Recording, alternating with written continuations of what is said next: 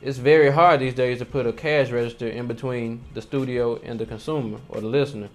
So that's technology that actually has nothing to do with hip hop or has to do with more or less with technology and file sharing. That's what it is. I mean, when you had Napster, who broke on the scene and allowed people to start burning CDs and songs that they never had to buy anymore.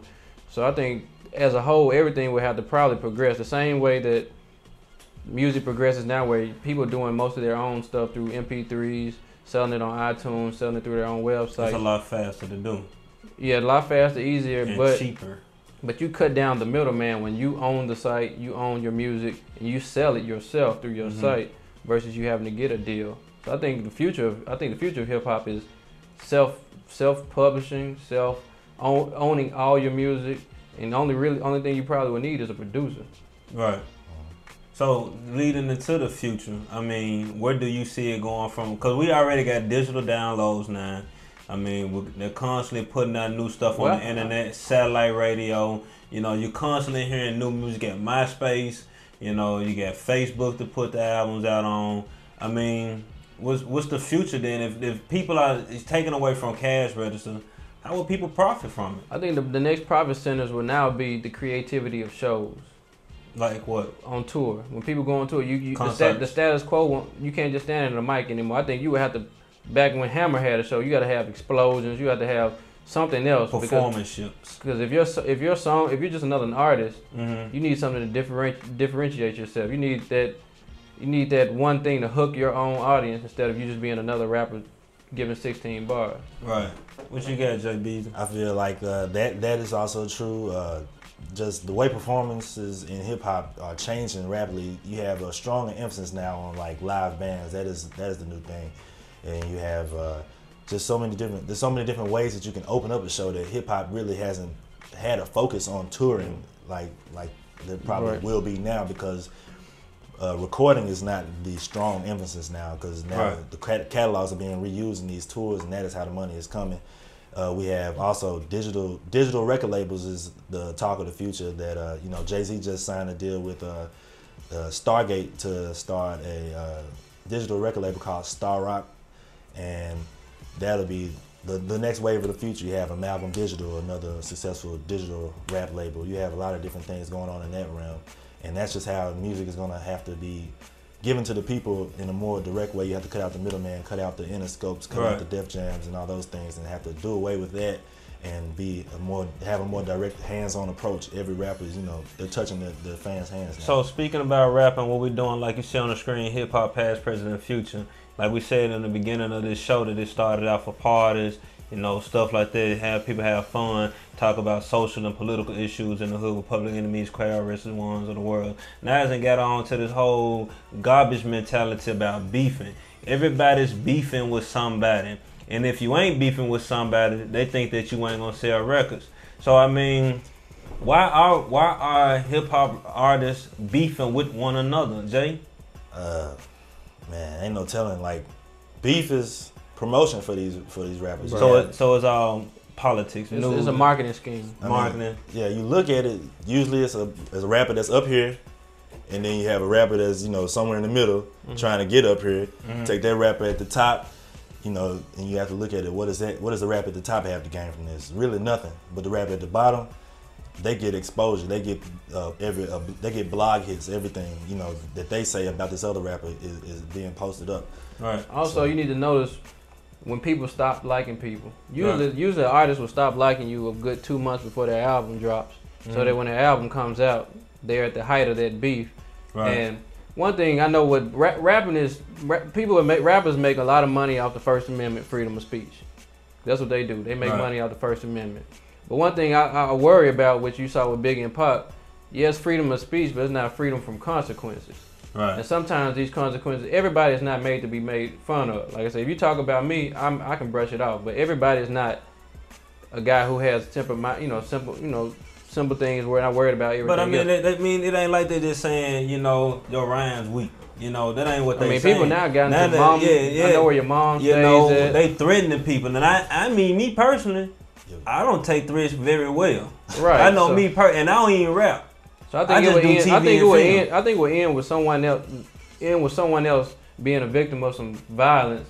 I don't know. I mean, because I thought it was going to happen back when Flip and T.I. were fighting, and T.I. would go to Texas and go to the radio station calling out Flip to come up to the station. If you like all that right there, somebody will eventually kill someone. That's kind of like with other shows, these reality shows. They get so close to the brink of something happening where somebody gets killed or someone. And then the producer steps in. Right. And I think with rapping, there is no ceiling. I mean, it's gonna escalate. What do you think? Looking at that, just like how you said with Flip and T.I., that's another element that people are putting into these beefs that, you know, you're taking it to a level that, you know, when you talk about another man's hood, now you two rappers could be feuding and that could be in between y'all, but when you put another man's hood in and you go to that man's hood, you never know what how somebody else might react. Right. That, you know, has nothing to do with this man, just repping, you know, what their hood is. That's like how Tupac and Biggie got out of control. That was a conflict between two men. Yeah, that was, you know, they didn't put East Coast and West Coast in that. East Coast and West Coast put themselves in there. Right. And so it's just, you have to watch what you say about someone. Not only that one person, but if you're talking about the people around that person, some people might take offense that have nothing to do with that person that will really do something to you besides that rapper. So yeah, because it didn't get to the point to where, you remember when, you know, LL would battle with Cannabis and kept it on wax. You know. Now they're talking about where you're gonna get shot. You know. Yeah. You know. I don't think that's. It's like we condone the violence, and it's like this now. You know, I do a lot of thinking. People out there, I do a lot of thinking. And like back in the day, you know, we didn't have, you know, we weren't killing ourselves. You know, other people and other forces were killing us. But now it's like we get on the record and we diss each other, we put each other down. So we doing it to ourselves. And I ain't want to say, you know, it ain't hip hop. It's just the mentality of, you know, us as a culture. But we've taken it out with hip hop. We're using hip hop and rap as a way to hate or blast somebody else when they used to do it to us back in the past. You know what I'm saying? So I think it will end because you have more intellectual MCs now. So sometimes, you know, you have these artists that are so big that they'll talk about one another. But I think a lot of it now, the planes have changed. I mean, you got Obama in office who definitely is an advocate for thinking and forward progress. And I think a lot of the younger generations, I'm speaking probably about 28 on down. I mean, I know some of these other rappers are that age, but I think positivity, like your Commons and Talib, I think they will speak more to our newer generation. You got Lupe, who, I mean, beef is not really something he's talked about, but he's more or less. I mean, he didn't finish school, but he's a very intellectual guy, and he also thinks, and he has very intricate raps that, you know, have nothing to do with shooting someone or. Right, because it ain't just all about violence. And everybody ain't sold drugs either. Yeah. I mean, I think that'll be over real soon. I think when I say real soon, probably next 3 years. I mean, how much dope can you sell? I mean, come on.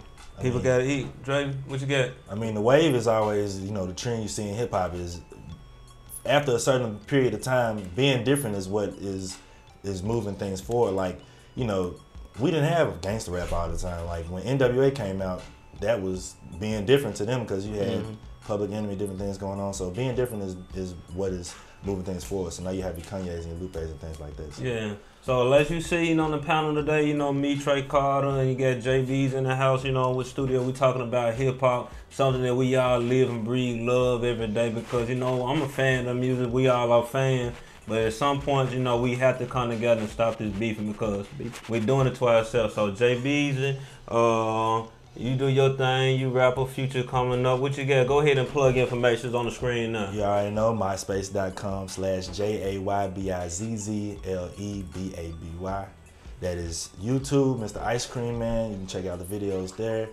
And you got onrapradio.com, my blog that we're doing with my boy Infamous Hero, doing it real big over there. So Trey Carter. Right, you can reach me at patrickcarter3@gmail.com. Keep it simple. All right. And y'all know me. Y'all can shoot me an email at the Not Tripping, because I ain't tripping about none in this world. I ain't tripping about none. And here goes, you know, Miller Talk Time. Check out the MySpace, Miller Talk Time, the Twitter. I'm tweeting all day, every day, and, you know, before I go to sleep at night. Tweeting, man. You're tweeting. Miller High Life, baby. I need to have a cold one when I get off the air. So on that note, we are officially up, out of here.